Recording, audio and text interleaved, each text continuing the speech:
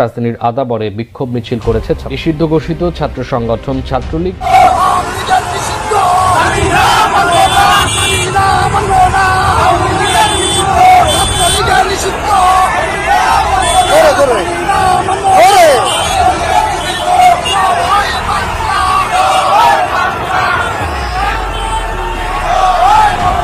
কোনো বিক্রি করতে পারে না, একমাত্র শেখ হাসিনা ভালো কাজ করে গেছিল, ওই জন্য তারা নিয়েছে, বুঝছো?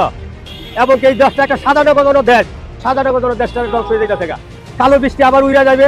আমি আশা করি সোনালী সূর্য আবার দেখা হবে, বঙ্গবন্ধু শেখ হাসিনা আসবে, বাংলাদেশ আসবে।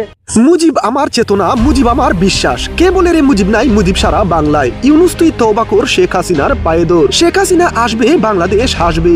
ভাই রে ভাই, এবার কোথায় পালাবে ক্ষমতালোভী ইউনুস ও তার সমন্বয়করা? রাজধানীতে ইউনুস হটাও দেশ বাঁচাও স্লোগানে এবার লাঠি হাতে নিষিদ্ধ সংগঠন ছাত্রলীগের বিশাল বিক্ষোভ মিছিল।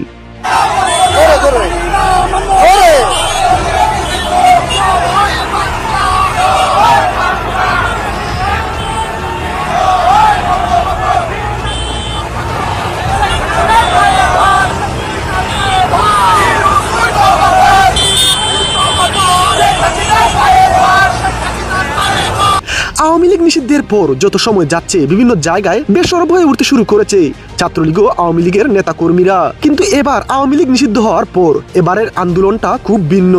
এবার লাঠি যেন আওয়ামী লীগ ও ছাত্রলীগের শেষ ভরসা।